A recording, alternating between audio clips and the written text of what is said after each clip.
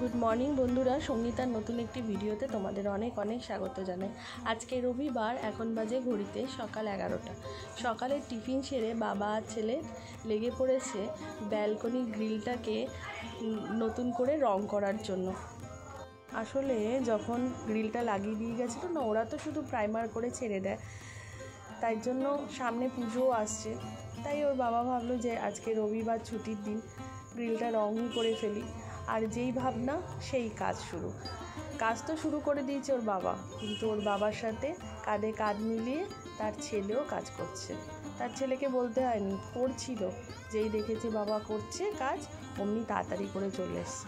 তবে হ্যাঁ, ঘষার কাজটা দিকু আর দিকুর বাবা করছে, কিন্তু তা বলে আবার ভেবো না রং করাটাও দিকু করবে। কারণ যখন কালো হাত দেখবে না, তখনই ও পালিয়ে যাবে, রঙে হাত দেবে না। ছেলে হোক বা মেয়ে হোক, সন্তান সন্তানই হয়। আর সেই সন্তান যদি বাবা মার হাতে হাত মিলিয়ে একটু কাজে সহযোগিতা করে, তাহলে জানি হয়তো ওর ছোট্ট ছোট্ট হাতে আমাদের যেই কাজটার দরকার সেটা হচ্ছিল না, কিন্তু যাই হোক, ওর যে এই সহযোগিতা, তাতেই আমাদের মন ছুঁয়ে যায়।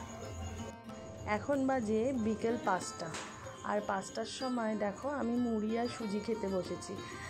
দুপুরবেলা ভাত খাইনি, শরীরটা ভালো ছিল না বলে আজ আর দুপুরে ভাত খাইনি। সকালে রুটি তরকারি খেয়েছি, ব্যাস ওটাই লাস্ট। তো এতটাই খিদে পেয়ে গেছে, যার জন্য মুড়ি আর সুজি নিয়ে বসে পড়েছি।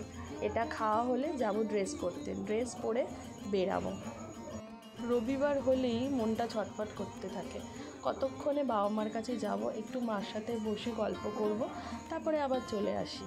অনেকেই হয়তো বলতে পারো যে বাপের বাড়ি আমি থাকি না। না, বাপের বাড়িতে আমার সেই অর্থে থাকা হয় না, কারণ এখন আমি গার্জেন হয়েছি, এখন আমি মা হয়েছি।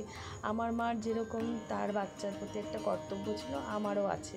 আর এদিকে দেখো ঝোড়াটা গুছিয়ে নিয়েছি, ঝোড়াটা নিয়ে যাব। ঝোড়াটা কেন নিয়েছি সেটা না হলে সারপ্রাইজই থাক। আর এদিকে আমার দিকুও রেডি হয়ে গেছে।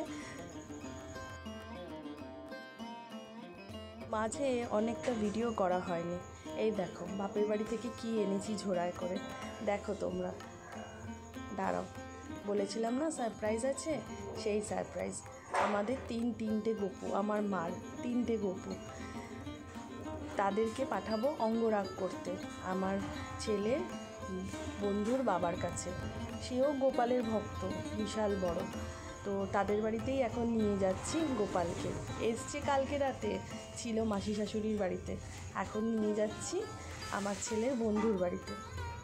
ঝড় বৃষ্টি মাথায় নিয়ে চলেছি।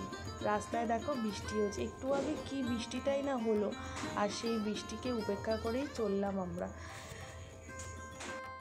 আজ আর দিকুকে আনিনি কেন, বৃষ্টি হচ্ছিল তো, একটু ঠান্ডাও লেগেছে ওর, যার জন্য আনিনি। আর দেখো রাস্তাটা ঘুটঘুটে অন্ধকার, আর অন্ধকার হবে না কেন, এখন বাজে ঘড়িতে 9:30 ছুঁই, যার জন্য অন্ধকার হয়ে গেছে। বৃষ্টির জন্য অপেক্ষা করছিলাম, না হলে কখন চলে আসতাম। আমাদের সাথে একটা দিকুর কথা শেয়ার করি। যখনই না সাঁতারে যাই, আসার সময় 44-এ করে আসি, তো আমার দূরের পাওয়ার আছে, তো যথারীতি আমি বাসের নাম্বারটা দেখতে পাই না। এতে লজ্জার কোনো কারণ নেই। তো চশমা পরি না, কারণ প্রচণ্ড ঘামি, তো সেই জন্য চশমাটা আমার পরা হয় না। তাই জন্য ছেলের চোখ দিয়ে আমি দেখি। ছেলেকে বাসের নাম্বার দেখা শিখিয়ে দিয়েছি। রাস্তায় এসে দাঁড়াই বাস স্ট্যান্ডে, আর বলি, বাবা দেখ কোন গাড়িটা আসলো, কোন গাড়িটা। যেই মুহূর্তেই 44 আসে, সেই মুহূর্তেই বলবে মাম্মাম 44 চলে এসছে। ব্যাস তোমাদের সাথে কথা বলতে বলতে চলে এসেছি আমরা অর্কদের বাড়িতে এবার যাচ্ছি।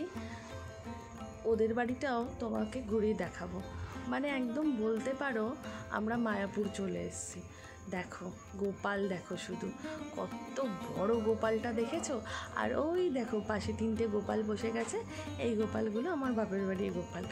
আর বড় গোপালটা না এত বড়, সত্যি কি সুন্দর, যে মানে এক এক দিন এক এক রকম সাজায়, এত যে সুন্দর লাগে না, ছবি পাঠায় তো আর আমি দেখি। আর দেখো গোপালের সাথে রিলেটেড যত ভগবানের ছবি আছে সব ওর সিংহাসনে আছে। আসলে ওদের সাথে কথা বলে একটা জিনিস জানতে পারলাম, গোপালের সাথে অন্যান্য ভগবান থাকে না, যেরকম ধরো সরস্বতী মা, মা লক্ষ্মী, এরা কেউ থাকবে না, থাকবে শুধু গোপালের রিলেটেড, মানে নরনারায়ণ বলো বা নিতাই গৌরাঙ্গ বলো, এরকম ধরনের ভগবান। আর দুদিন আগে অর্কর বাবা গেছিলো পুরীতে, একদিন আগে সরি, তো পুরীর থেকে নিয়ে এসে জগন্নাথ দেব, সেই জগন্নাথ দেবী দর্শন করলাম। এগুলোকে সিংহাসনে প্রতিষ্ঠা করবে, তো দিনক্ষণ দেখছে ওরা, কি মিষ্টি না, দেখো কি সুন্দর লাগছে। তো চলো তোমাদেরকেও আমি মায়াপুর দর্শন করিয়ে দিলাম।